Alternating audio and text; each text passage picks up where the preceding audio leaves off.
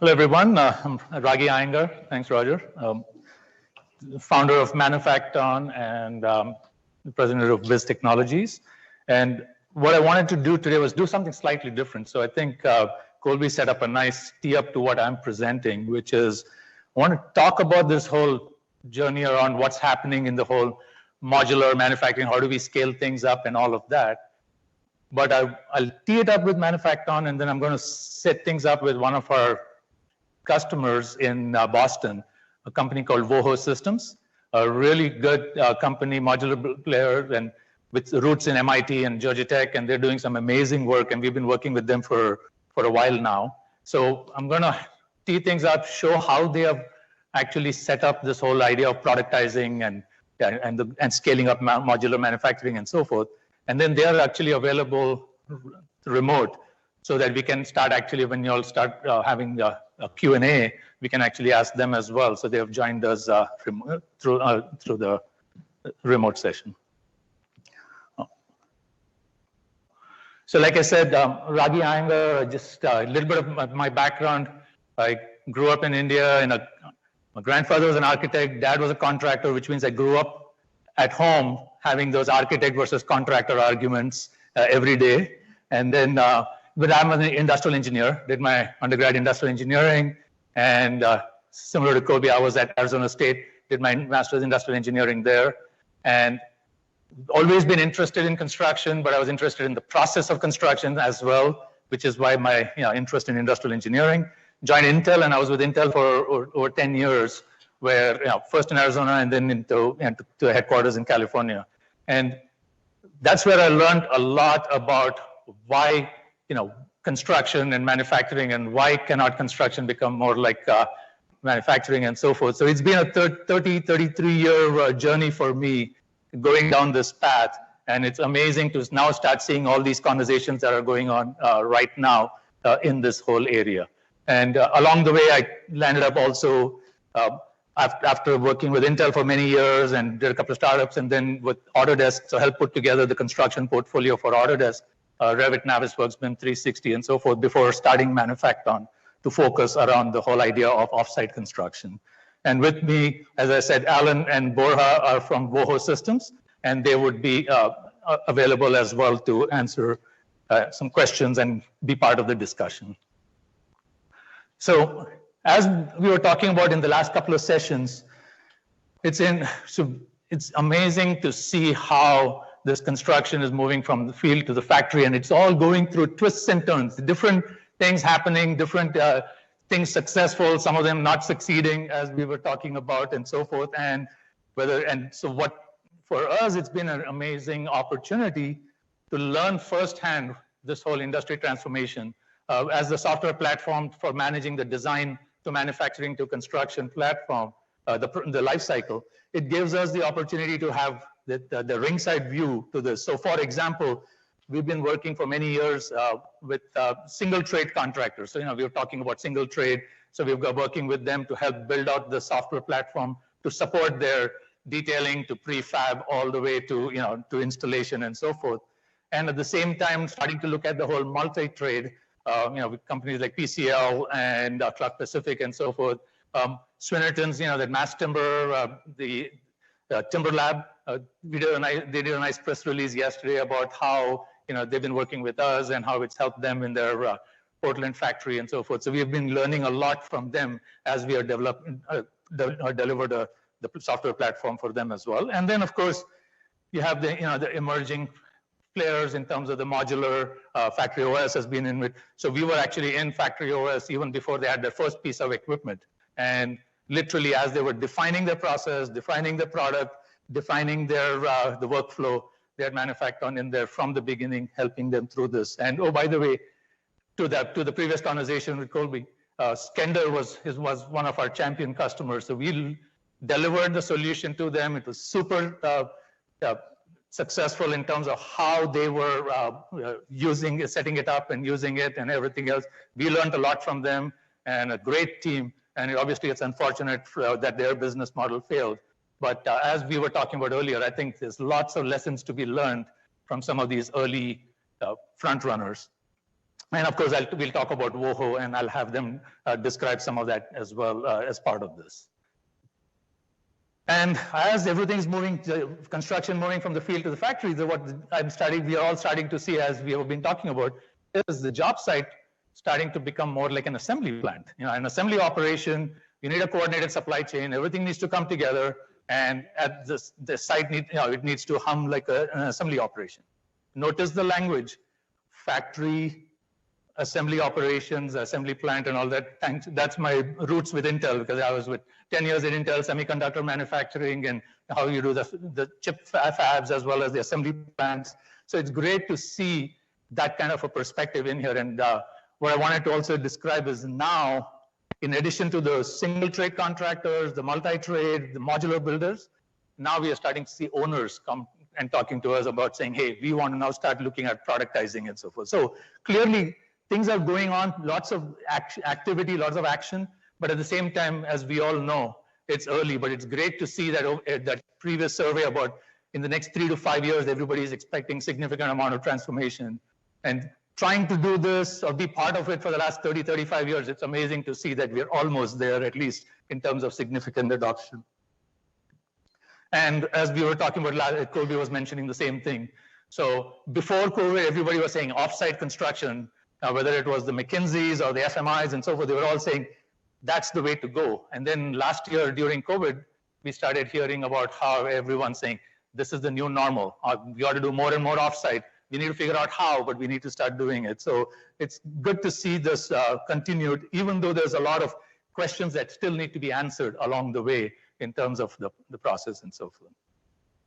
So last thing about Manufacton, and then I'm going to switch over and kind of talk about how WOHO is building up their business and how they're leveraging Manufacton and so forth. But what we see Manufacton, how our customers use it, is really this, from an industrialized construction approach, where, and there's a lot of detail here, so I'm not going to describe it in too much, but the whole idea of, okay, you've got to go through your design, through manufacturing and into construction. I mean, you're talking about design, what are you talking about? The ability to start creating not only your product catalog, we talk about productization, but the product catalog, what's the production process and the recipes needed to produce that? What's your QA processes that need to be done?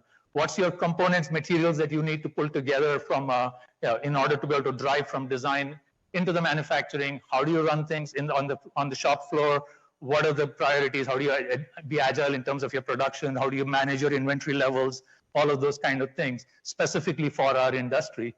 And then making sure we're tying this in, everything goes to the job site when it's supposed to go, and ensuring that whole site readiness versus supply chain readiness to make sure that things don't show up on the site when the site is not ready to take it on. So how do you ensure that that's all kind of coordinated? So nothing new here in terms of some of the things that we've all been talking about for the last couple of hours, but I see how all of this is all, coming together, where I'm seeing successes, lots of good success in different areas and different aspects of this thing. So from our perspective, just in terms of Manufacton, we provide the ability to do production management, materials, inventory, and the whole supply chain of partners, both upstream and downstream, owners to subcontractors and in between and so forth. And the way we organized it is you've got your single trade, using our prefab execution system, whether you have the electricals, the mechanicals, and so forth. You have the volumetric, the modular execution system for that, with ModES.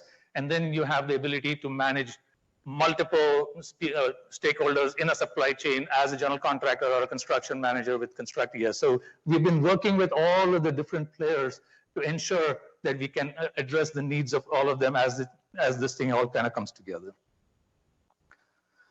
So I'm introducing WOHO, and then as part of the discussion, Bora and Alan will be joining remotely as well.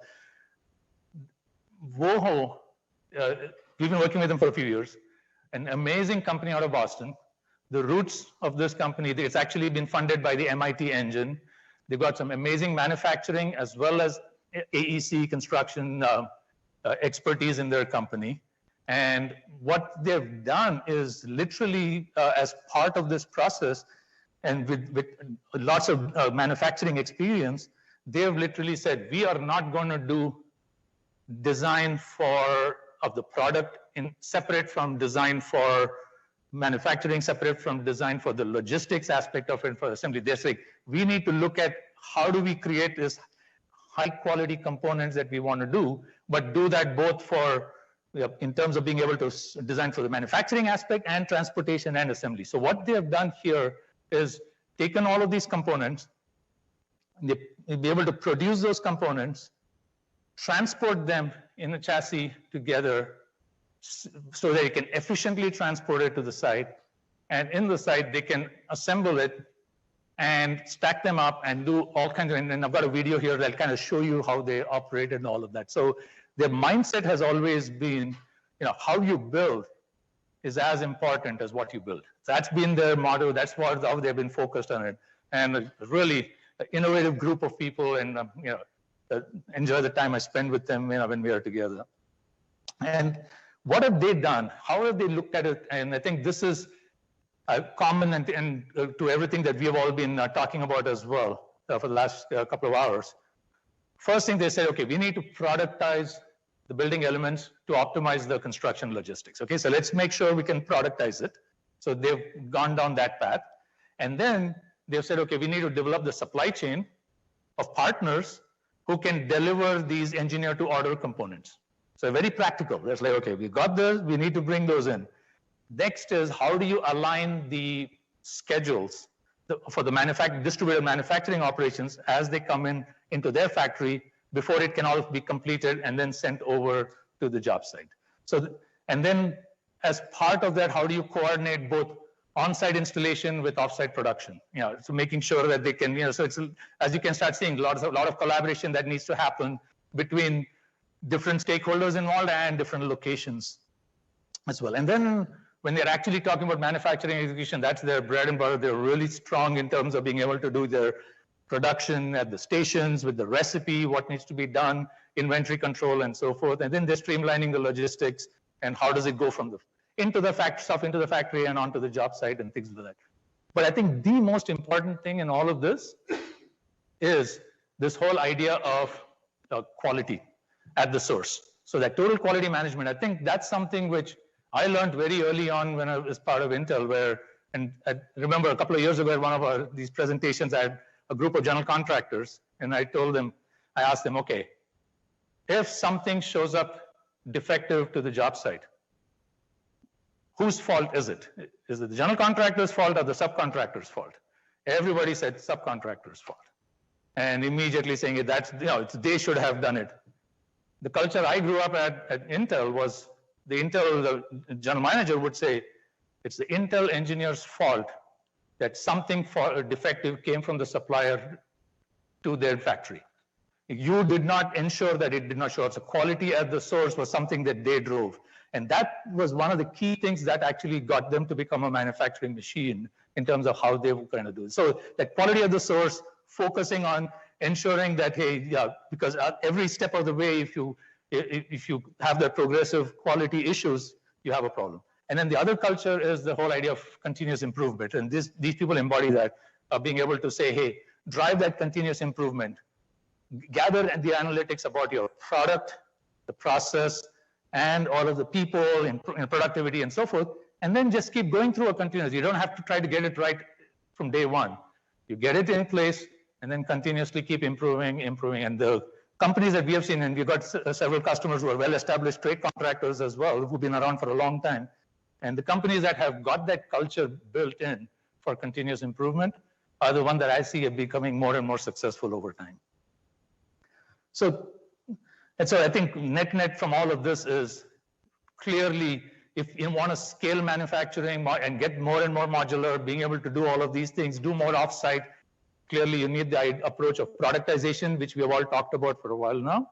We need the ability to have that visibility into what's happening, and you need to have that transparency. And so that is really, everything needs to come down to that. And we're going to have these discussions about business process models and all of those kinds of things that all have to ultimately get to this, where we need to do this productization, visibility, and transparency.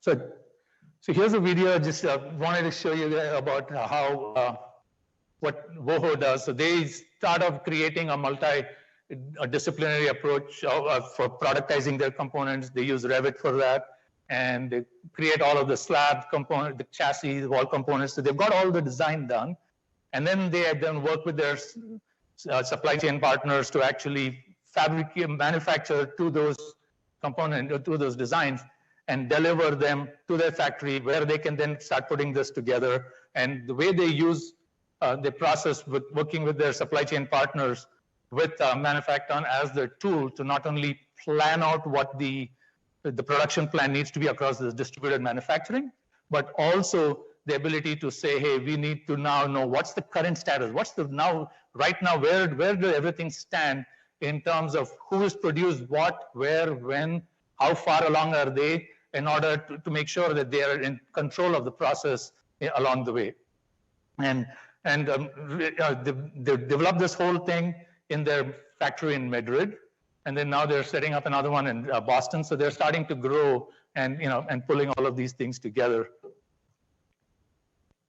And in their case, it's of course they're focused on reinforced concrete as their components that they're pulling together, and how it's amazing how they have their designs are not as designed as a good finished product, and it's well high quality. So they're right from the beginning. They've always said, hey, we want to make sure that we provide the best quality and the best experience and so forth. But then they also talk about the process on how to go about doing this. And then they've got a really innovative way of how they say, okay, we'll take this and create either studios or 1 bedroom, 2 bedroom, and we can stack them up, pull it all together, and truly be able to scale up very quickly. So some of the things that they're doing are very innovative. Other things are stuff that you all have already heard about that others are doing. Roger's been doing this for a while as well. So we've got a lot of these, but it's great to see different approaches, different ideas, how to do it, how best, and then seeing how some of these things kind of succeed. So just wanted to tee things up in that sense with this, and I wanted to bring in Alan and, oh, they're on video here, perfect. So let's introduce Alan, COO and of WOHO Systems, and Borja, who's the product director for WOHO as well. So easy questions come to me, the tough, hard questions go to them.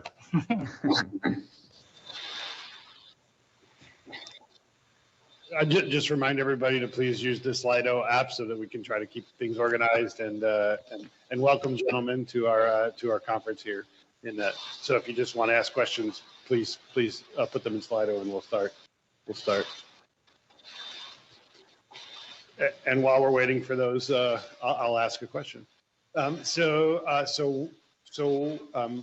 understand a little bit about your background, but why are you, brilliant gentlemen, so interested in solving a modular housing solution as opposed to anything else, climate control or? Is that to one of us? That's right, yeah. I believe the thing that drives us, we have 3 primary goals that we think, the whole construction industry is, we think, ripe for innovation, as I think most of the people in the room also feel. But, WOHO is convinced that, we can save 20% on typical construction costs, 50% on construction time, as well as our goal is to save up to 70% on the greenhouse emissions that are associated with concrete construction. A lot of the prefabricated construction techniques we have now are fairly limited in how high a building can go, because a lot of it is timber-based. We're a concrete-based system, as Raghi pointed out, so the sky is the limit for our technology. And we think that we can make a serious dent in places like San Francisco and Boston and New York, where affordable housing is just a huge issue for not only just for people being able to find a place to live, but actually to the economic development of the area. And we think that WOHO can make a significant contribution to that. So that's why we're doing what we're doing.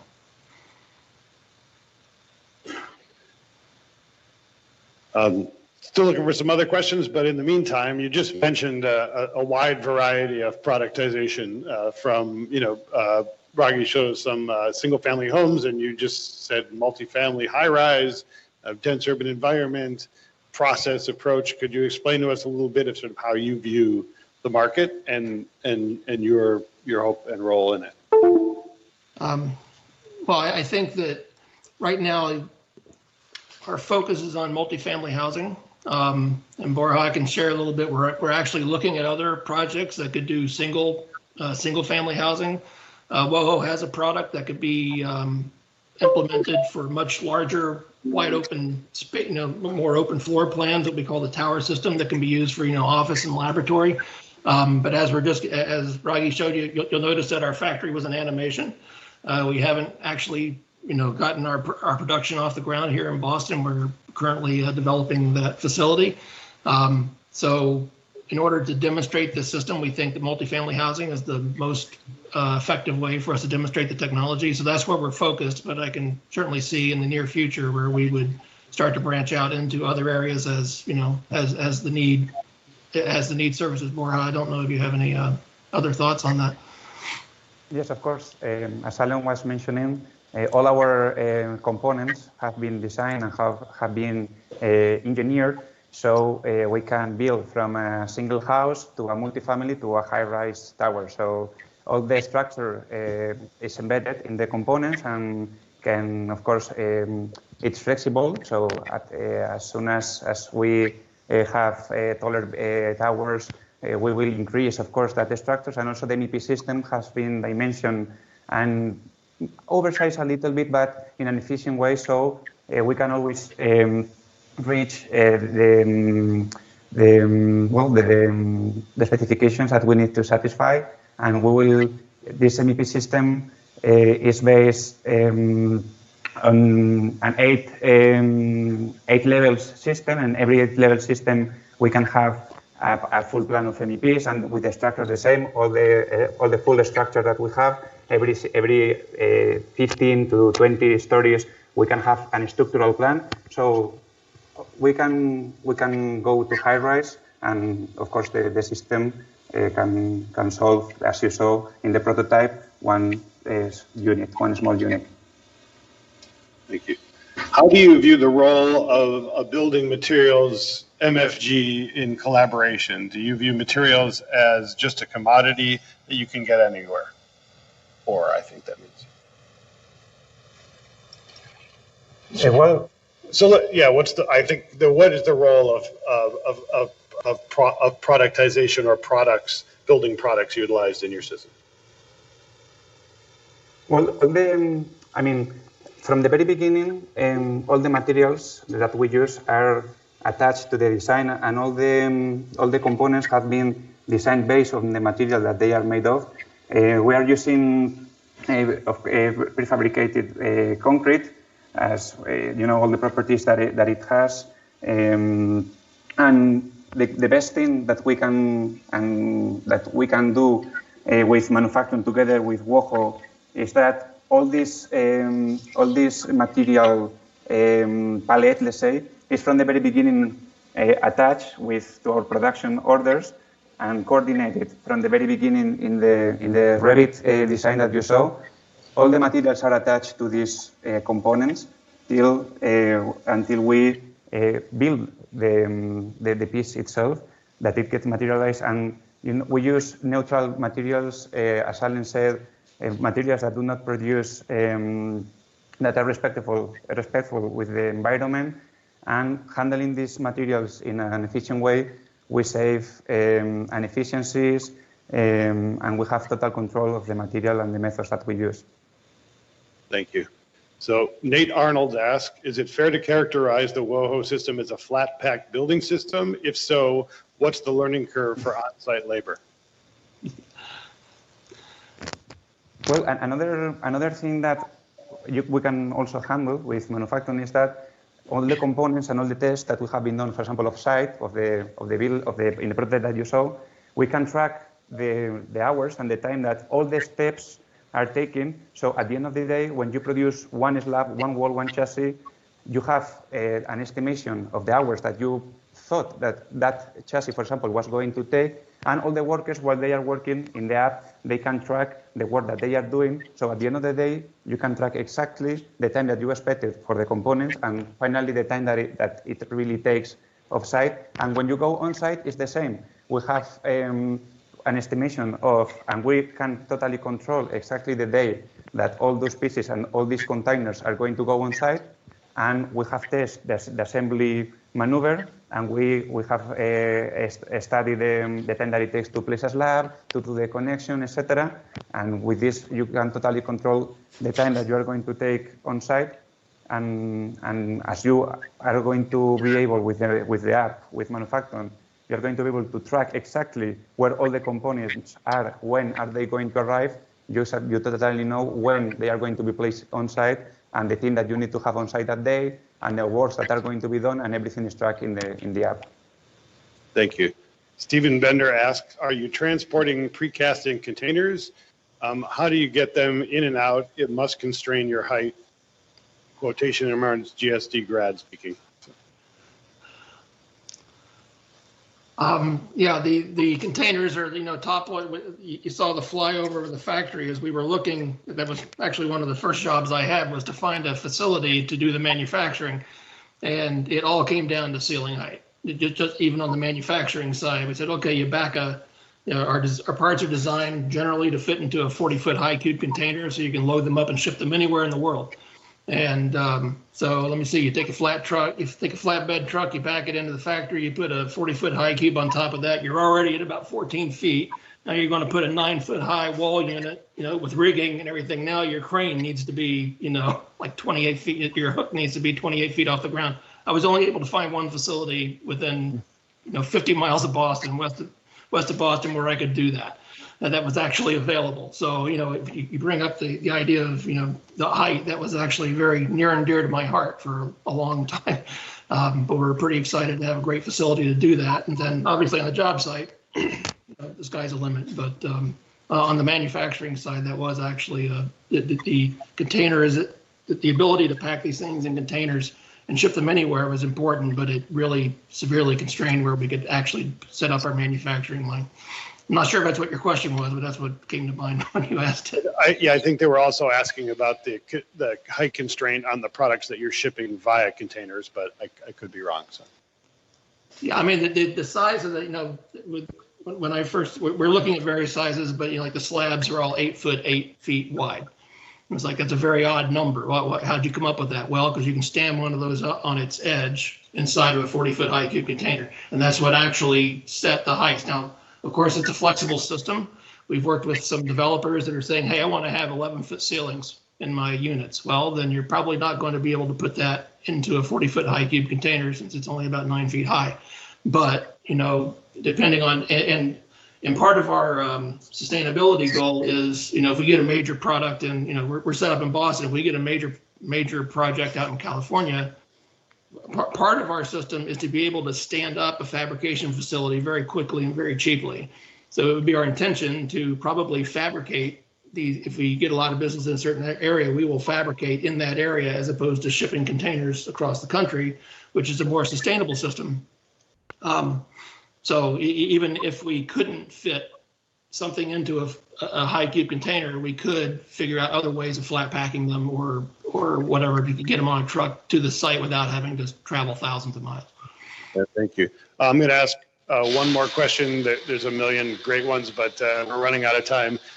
Does WOHO employ AEORs to help develop your product as a basis of design, or do you utilize professionals outside of your firm? Right now, WOHO is actually associated with Ensemble Studio in Madrid, which is a world-renowned design studio with a lot of design and expertise, and they're also partnered with various engineering firms that actually help us to evaluate the designs that they come up with. So primarily, the architecture piece is handled internally, and we have 2 or 3 major partners on the engineering side that help us to evaluate the code requirements and whether the designs are adequate.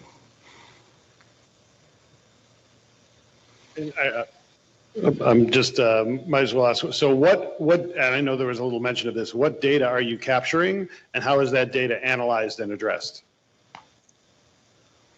Well, Borja, you can probably address this better than I. Well, I mean, we we start, when we draw in and we want to do the plans, we work on Revit, and we use that tool to design. It has all the MEPs, all the structural rebar work, all the information is embedded. As Alan mentioned, we develop this design and we work together with our engineers to make sure that all that data is embedded in the BIM file. And then when we move, for example, to the Manufacton wall, what we do is we create a clone of that wall that is just a mass element, a massing element that has a text parameter associated to it. And it's that text parameter what later is going to give us all the information and is going to have a QR code related to that wall. So all the information that it starts in the BIM file, it finally at the end of the end, you have it printed in a wall with all the PLM, all the checks that that wall has suffered, all the assembly instructions that it may have, the batching test to test the concrete that it has inside. So from the very beginning, from the design, the first sketches to the final on-site checks, all that information all that data is attached to the wall with a QR code. Fantastic. I thank you, gentlemen, for joining us. And Raghi, thank you so much for organizing this. Right now, we are going to have afternoon refreshments, and then we will reconvene at 3:05 to start again at 3:15.